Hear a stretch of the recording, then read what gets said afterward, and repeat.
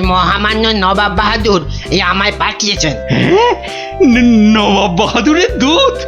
বাহ বাহ বাহ, কি সৌভাগ্য আমার! বলো বলো দূত, কি সংবাদ এনেছো তুমি? এই নবাব বাহাদুর এই পত্রখানি আপনাকে পাঠিয়েছেন মহারাজ। পত্র? মন্ত্রী? বলুন মহারাজ। আহা, পত্রখানা পড়ে শোনাও তো। হ্যাঁ পড়ি।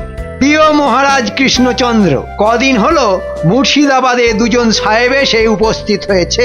খুবই ভদ্রসভ্য, আমাদের সাথে ওরা ব্যবসা করতে আগ্রহী। আহা, এ তো খুব ভালো খবর। পড়ো পড়ো মন্ত্রী, বাকিটা পড়ো। ওরা আমাদের এখান থেকে চাল, আম, সিল্ক এসব কিনতে চায়, পরিবর্তে ভালো টাকা দেবে। বাহ বাহ বাহ বাহ। আমাদের সাথে ওদের চুক্তি এক প্রকার পাকা। ওরা একবার কৃষ্ণনগরেও ঘুরে যেতে চায়। এ তো অতি উত্তম প্রস্তাব। তা কবে কৃষ্ণনগর আসবেন? আগামী সপ্তাহে ওরা তোমার ওখানে পৌঁছাবে। দেখো, বিদেশি অতিথিদের যত্ন আত্তির যেন কোনো ত্রুটি না হয়। না না না না না, আরে যত্ন অতি ত্রুটি হবে কেন? হ্যাঁ, শোনো শোনো দূত, তুমি নবাবকে গিয়ে বলবে, বুঝলে, ওদের আমরা একেবারে জামাই আদরে রাখবো। একে অতিথি, তার উপর আবার সাদা চামড়ার লাল মুখ সাহেব বলে কথা। না, সাদা চামড়ার প্রতি আমাদের জাতের হ্যাংলা মেটে আর গেল না। সাহেব, যত সব। আমি তাহলে আসি মহারাজ। হ্যাঁ, তা তো যাবেই, কিন্তু ওই বিদেশিদের পথ চিনিয়ে এই কৃষ্ণনগরে নিয়ে আসবে কি? হ্যাঁ, ওই আমাদের উজির সাহেব। বাহ বাহ বাহ, ভালো ভালো ভালো, খুব ভালো। এবার তাহলে আসি মহারাজ। হ্যাঁ, আসবে বই কি, নিশ্চয়ই আসবে। তবে তার আগে একটু জলযোগ করে যাও। আরে এই সেনাপতি, একে একে একটু অতিথিশালায় নিয়ে যাও। যথাজ্ঞা মহারাজ। এই যে তোমরা সবাই শুনলে তো, আগামী সপ্তাহে দুজন সাহেব আসছে আমাদের এই কৃষ্ণনগরে। তাই বলছি কি, সকলে এখন থেকেই কাজে লেগে পড়ো। কি কাজ মহারাজ? ন্যাকা ষষ্ঠী, কি কাজ বুঝতে পারছো না? না, আমি বুঝতে পেরেছি মহারাজ। কি বুঝেছো? এই আপনার রাস্তাঘাট, রাজপ্রাসাদ এইসব পরিষ্কার করা। তারপর? ওদের মানে সাহেবদের পছন্দ মতো ভালো ভালো পদ রেঁধে খাওয়ানো। তারপর আমাদের এই কৃষ্ণনগরে ভালো ভালো জিনিসপত্র ওদের উপহার দেওয়া। বাহ বাহ বাহ বাহ বাহ বাহ, চমৎকার বুঝেছো, চমৎকার। এই না হলে আমার মন্ত্রী, আরে গোপালের ঘটে যা ঢোকেনি, তোমার মাথায় কি সহজে তা পুট করে ঢুকে গেল। দেখো গোপাল, দেখো, দেখে শেখো। সে না হয় শিখবো, কিন্তু কিন্তু আপ্যায়নের যে ফিরিস্তি শুনলাম, তাতে তো মনে হচ্ছে শুধু জামাই আদর নয়। তাহলে আবার কি আদর? জামাইয়ের পিতৃদেব, মানে ওই বেয়াই খাতি। তা তুমি ওই বেয়ান বেয়াই যাই বলো না কেন, সাহেব অতিথি বলে কথা, সামান্য এইটুকু খাতির যত্ন তো করতেই হবে, বলো। তা করুন, ক্ষতি নেই, তবে ওই বাড়াবাড়িটা না করলেই মনে হয় মঙ্গল। গোপালের কথা ছাড়ুন তো মহারাজ, সবটাতেই ও ড্যাগরা দেওয়া স্বভাব। নিজে তো একবারে কিছু করবে না, উপরন্ত পেছন থেকে শুধু খুঁত ধরবে। এটা তুমি কিন্তু একেবারে হক কথা বলেছো। গোপাল দিনকে দিন কেমন বেরসিক হয়ে যাচ্ছে কি আর সাধে? আপনার নবাব বাহাদুরের ইদানিং বড় বেশি সাহেব প্রীতি আমার বিশেষ পছন্দ হচ্ছে না। কেন কেন? ওই ঘরের ঠাকুর ছেড়ে বিদেশের ঠাকুর পুজো করা আমার ভালো লাগে না। দেখো গোপাল, তোমার ভালো লাগা না লাগার ওপর তো ভরসা করে আর মহারাজের রাজকার্য চলবে না। সে তো বটেই, সে তো বটেই। তুমি ভাঁড়, তাই এসব রাজনীতির ব্যাপারে নাক না গলিয়ে বরং ভাঁড়ের মতোই থাকবে। ঠিক আছে, তাই হবে। আপনারা সাহেব নিয়ে যত খুশি নৃত্য করুন, আমি না হয় সেই নাচের তালে তালে ঢোল বাজাবো। দেখলেন দেখলেন মহারাজ, গোপালের সাহসটা দেখলেন? হ্যাঁ দেখলেন, রাজসভা থেকে চলে যাবার আগে আপনার অনুমতিটা পর্যন্ত নিল না। হ্যাঁ, ছেড়ে দাও ছেড়ে দাও, ওর কথা ছেড়ে দাও, যেতে দাও তো ওকে। আরে সাহেবদের কদর ও উজবুকটা কি বুঝবে? মহারাজ বলছিলাম কি, এই সব করতে গেলে তো বেশ কিছু টাকা লাগবে। এই টাকার জন্য ভেবো না, যতটা দরকার পড়বে রাজকোষ থেকেই নিয়ে নেবে। মহারাজের আদেশ শিরোধার্য। আর হ্যাঁ, বলুন মহারাজ। সেনাপতিকে তোমার সহকারী হিসেবে নিয়ে নিও, কেমন? এ তো অতি উত্তম প্রস্তাব মহারাজ। বুঝলে, হাতে সময় কিন্তু কম, তাই এই কদিনের মধ্যেই কৃষ্ণনগরের সব রাস্তাঘাট একেবারে ঝাঁ চকচকে করে ফেলতে হবে। আপনি কোনো চিন্তা করবেন না, রাস্তাঘাট পরিষ্কার, রাজপ্রাসাদ মাজা ঘষা, সৈন্যদের কুচকাওয়াজ সব সব আমি শুরু করে দিয়েছি। ভালো ভালো, খুব ভালো। মন্ত্রীমশাই, একটা কথা বলবো? বলো। বলছি কি, আমি ভাগ পাবো তো? ভাগ? কিসের ভাগ? ওই যে সাহেবদের দেখভালের জন্য মহারাজের অনুমতি নিয়ে গতকাল আপনি রাজকোষ থেকে অতগুলো টাকা তুললেন। তুললাম, তা সে সব টাকাই তো সাহেবদের পেছনে খরচ হয়ে যাবে। অবশ্য মহারাজ বলেছেন প্রয়োজন হলে আরো অনেক টাকা আমি তুলতে পারি। কিন্তু সব টাকা তো আর সাহেবদের পেছনে খরচ হবে না মন্ত্রীমশাই। মানে? আরে আমি কি আর মানে বই নাকি যে সব কথার মানে বলবো? তবে আর কেউ জানুক আর না জানুক, আমি তো জানি যে ওই টাকার সিংহভাগটাই আপনার পকেটে ঢুকবে। এই চুপ চুপ চুপ চুপ, এ কথা উচ্চারণ করতে আছে? হ্যাঁ, ঠিক আছে ঠিক আছে, উচ্চারণ তো দূরের কথা, তু শব্দটা অব্দি বেরোবে না আমার মুখ থেকে। শুধু যদি আমার ভাগের কড়িটা আমি পেয়ে যাই। তুমি তো বড় ছুঁচো। সে আমার ওই ছুঁচো কেঁচো যাই বলুন না কেন, ভাগ না পেলে কিন্তু জল অনেক দূর অব্দি গড়িয়ে দেব। ঠিক আছে, পাবে, আগে কাজটা ঠিক করে করো। না না না না, পাবে নয়, প্রতিবারই বলেন পাবে, আর কাজ হয়ে গেলে দেখান লবডঙ্কা। তাই এবার আগে ভাগেই চাই। এই নাও ধরো। মোটে 100? তাহলে কত চাও? হ্যাঁ, নিদেন পক্ষে 1000 তো দিতেই হবে। খুব শেয়ানা হয়ে গেছে দেখছি। তা এইটুকু শেয়ানা না হলে আপনার মতো শেয়ানার সাথে কোলাকুলি করব কি করে মন্ত্রীমশাই? এই নাও ধরো বেটা শেয়াল।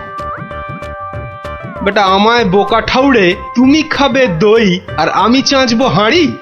বারে বারে নেপো বেটা মেরে যাবে দই, এবার নেপো পড়েছে জাঁতা কলে, আমি ছড়াবো খই।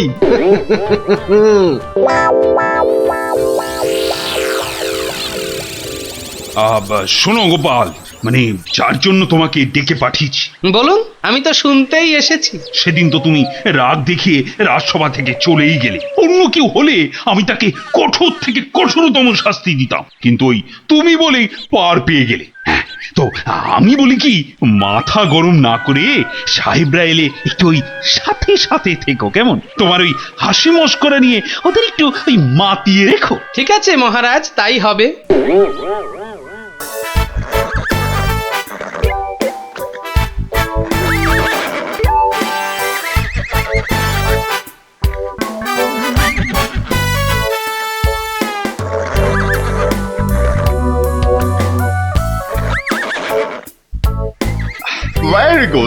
Very good, Raja. I mean, beautiful. I mean, Sundar, Sundar কুচকাওয়াজ দেখানোর জন্য থ্যাংক ইউ, ধন্যবাদ। সবই তোমাদের সম্মানে সাহেব। সম্মান? What do you mean by সম্মান? সম্মান মিন অনার সাহেব। অনার, তোমাদের অনার। হো, আমাদের অনারে, I mean, এই কুচকাওয়াজ আমাদের অনারে। থ্যাংক ইউ রাজা, ধন্যবাদ ধন্যবাদ। বাবা, কি কথার ধরন! সব কথার মধ্যে থ্যাংক ইউ আর ধন্যবাদের ছড়াছড়ি। কি বিনয়, যেন বিনয়ের বৃন্দাবন সব। চলো সাহেব, চলো এবার ভেতরে চলো। তোমাদের সম্মানে এক ভোজ সভার আয়োজন করা হয়েছে। ভোজ সভা? এই কথাটার মিনিং আমরা জানি। ভোজ সভা মিন পার্টি। নবাব বাহাদুর মুর্শিদাবাদে আমাদের অনারে ভোজ সভা দিয়েছিলেন। থ্যাংক ইউ, ধন্যবাদ।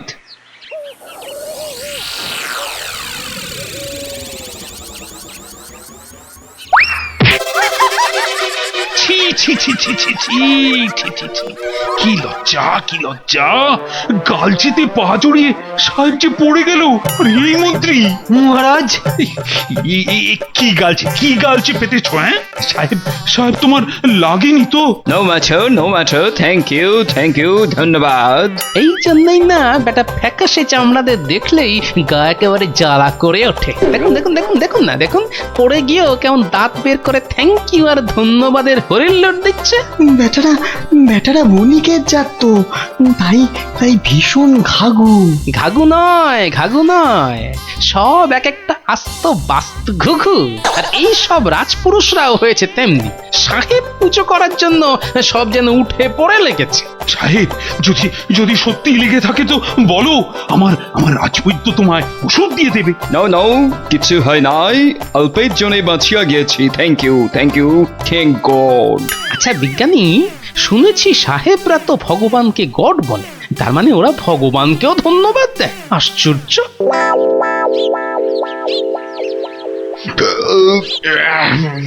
সরি, যা একখানা জব্বর ভোজ হইল না, কি বলিব। Marvellous fish, mutton, chicken, bravo bravo, thanks you রাজা, ধন্যবাদ। শুনিয়াছি তোমাদের এখানে গোপাল ভাঁড় নামে এক কমেডিয়ান আছে। আরে আছে তো, এই তো আমার গোপাল ভাঁড়। Hey you, তুমি Gopal Bhar, am I right? Yes, Gopal Bhar, very good, very good. তা শোনাও তোমার জোকস, দেখি তুমি আমাদের হাসাইতে পারো কিনা। আচ্ছা সাহেব, শাশুড়ি কাকে বলে জানো? What? Shashuri. Yes, Shashuri. I know. It's mother-in-law. Am I right?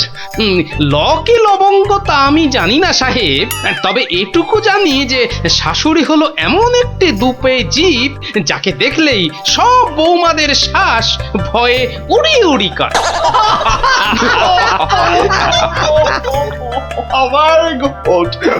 Very good, Gopal, very good.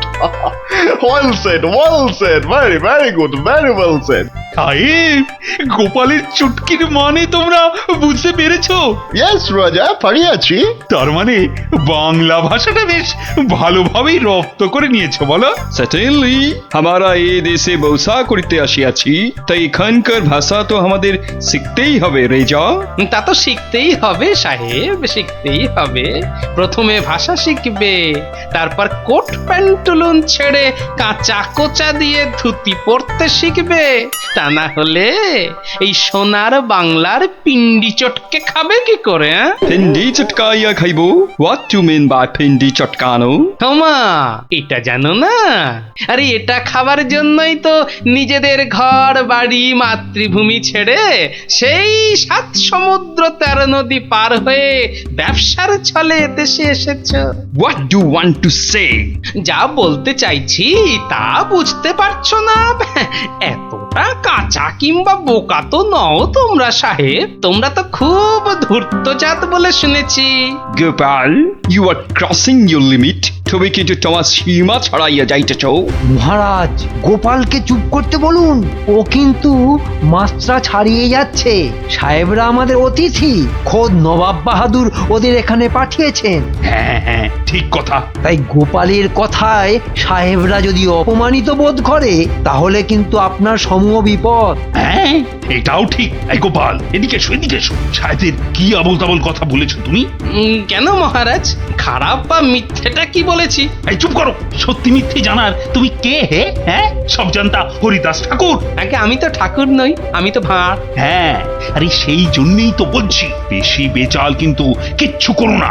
আগে ওই চাল কিংবা বেচাল কিচ্ছু করবো না মনস্থির করেই তো এসেছিল। আপনি তো আমাকে দিয়ে কথা বলালেন। মারকট, আমি ওদের হাসাতে বলেছিলাম, বুঝেছ? কথার খোঁচা মারতে বলিনি। যাও, সবার পিছনে গিয়ে চুপচাপ দাঁড়াও। ঠিক হয়েছে বেটা গোপাল, সাহেবদের সামনে মহারাজের বকুনি খেলি তো ঠিক হয়েছে।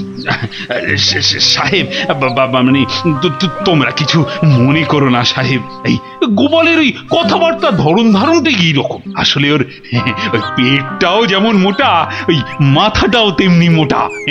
মানে কোথায় কি বলতে হয় না কিচ্ছু জানে না। No matter. আমরা কিছু মনে করি নাই, তবে তোমাদের গোপাল বড় অসভ্য, illiterate.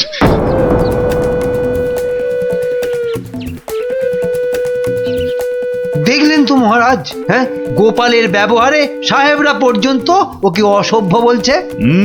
তাই তো দেখছি। মুখে যতই বলুক না কেন, মনে মনে ওরা কিন্তু খুব অসন্তুষ্ট হয়েছে বলেই মনে হচ্ছে, তাই না? তা তো হয়েইছে। মন্ত্রী, একটা কিছু করে ওই সাহেবদের সন্তুষ্ট করার চেষ্টা করো। আপনি কিচ্ছু চিন্তা করবেন না মহারাজ, আমি যখন আছি তখন সাহেবদের ঠিক খুশি করে দেব। এই, পারবে তো? আপনি নিশ্চিন্ত থাকুন মহারাজ, আমি বরং সাহেবদের কৃষ্ণনগরের আশপাশটা একটু ঘুরিয়ে নিয়ে আসি। হ্যাঁ, বেশ বেশ, তাই করো তবে।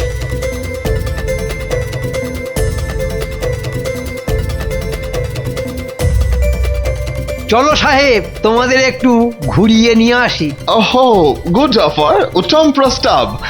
আমরা তো কৃষ্ণনগর দেখিতেই আসিয়াছি। আসুন উজির সাহেব, আপনিও চলুন আমাদের সাথে। এই গোপাল বড় ক্লেভার আছে। এখন উহাদের খাটানো ঠিক হবে না। তাহলে অন্য কাউকে। কোর্স না হলে নবাবকে উপহার দিব কি করে?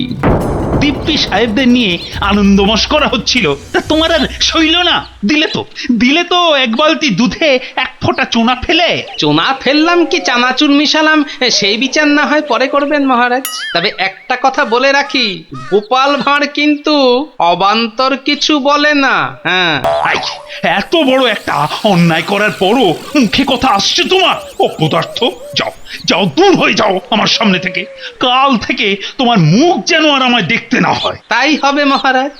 তবে দৈবক্রমে যদি দেখা হয়ে যায় তখন না হয় ওই গামছা দিয়ে মুখ ঢেকে নেব।